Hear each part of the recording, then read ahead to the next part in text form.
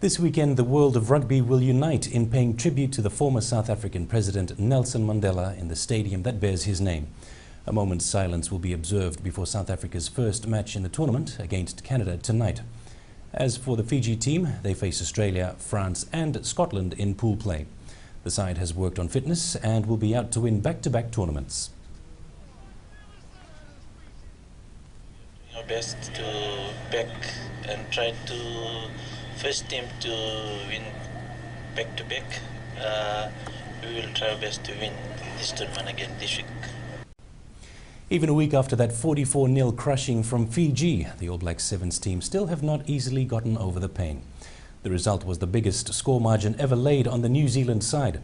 This cut down the Kiwis' lead on the IRB standings to only 4 points ahead of second-placed Fiji. The disappointing thing for us was, as a team, obviously we got a bit of a toasting, but we didn't really get to play. From kickoff, every bounce of the ball, every deflection, it could have gone 100 ways and it went straight into a Fijian's hand. So, I mean, Titch sort of hit it on the head. They pretty much played the perfect game.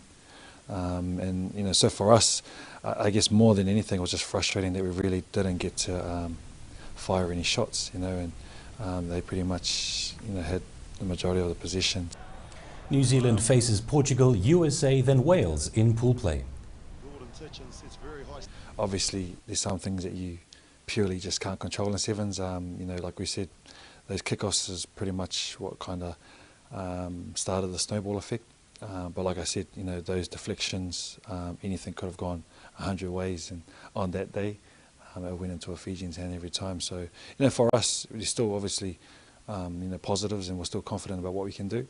And we've reflected on that, but I think keeping things in perspective, we know we're a lot better than that performance, and we're definitely here this week to fix it.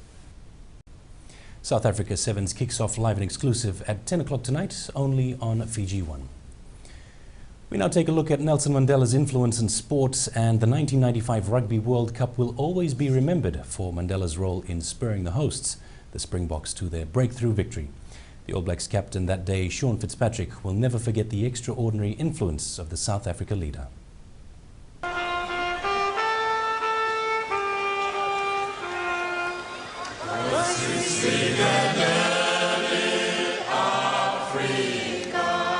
We didn't really see the effect and the power of this great man until the final week, really.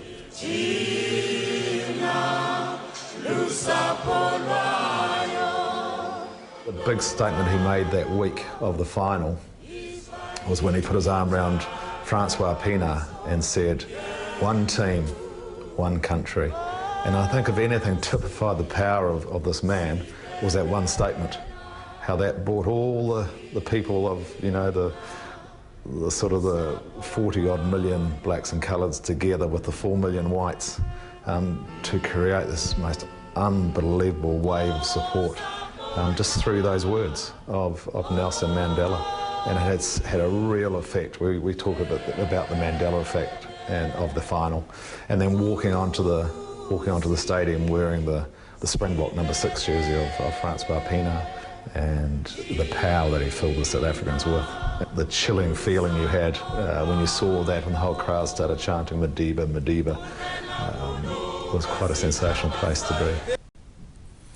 Though with the Digicel Fiji Sevens team in Port Elizabeth, Leo Naikasau received high honours at the Warden's Rugby Awards last night at the tennis club. The Namosi native won Player of the Year, beating our former national players Levani Botia and Ilai Tinai. There were 5 awards in total. Most Improved Sevens player went to Vetaya Tiko, Most Improved 15s player Marika Tuwawa, Most Disciplined Sevens player Sevuloni Rakula, and Most Disciplined 15s player Joeli Tumberi. Police will have a Thanksgiving church service tomorrow at the Vodafone Arena to mark their defence of the BSP Life Ratu Sukuna Bowl. Yesterday's pulsating victory was thoroughly enjoyed worldwide through Sky Pacific and live stream. These pictures were sent in from Iraq, showing soldiers up at 5:30 a.m. Iraq time watching the spectacle.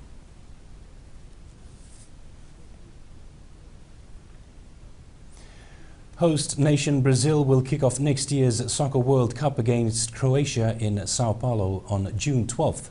The favourites will be happy with Group A, also containing Mexico and Cameroon, as they seek their 6th title. The complicated draw procedure went off smoothly as holders Spain and 2010 runners-up Netherlands were put together in the group stages, but have a tough task with Chile and Australia alongside them in Group B. The finals is in Rio de Janeiro on July 13th. England's hopes of retaining the Ashes took another battering as Australia took complete control of the second test on an utterly one-sided second day. A brilliant 148 from Michael Clarke and a belligerent 118 from Brad Haddin took the game away from England before lower order hitting from Ryan Harris for 56 not out allowed the captain to declare on an intimidating 570 for 9.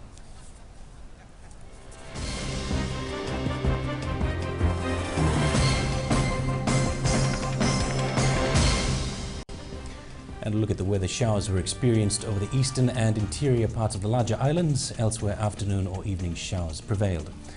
A trough of low pressure lies over Solomons and extends southeastwards over to Vanuatu.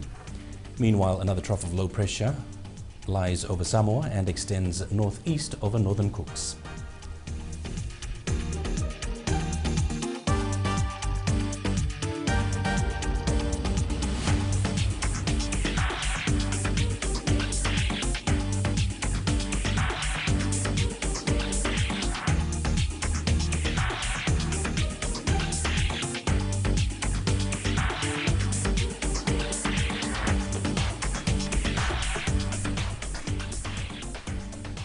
And recapping the headlines before we go, Prime Minister Commodore Voreqe Bainimarama sends his condolences to the government and people of South Africa. The media reminded of their role in a democratic setting. And President Rathwepeli Nailatikau pays an early morning visit to sick children at hospital.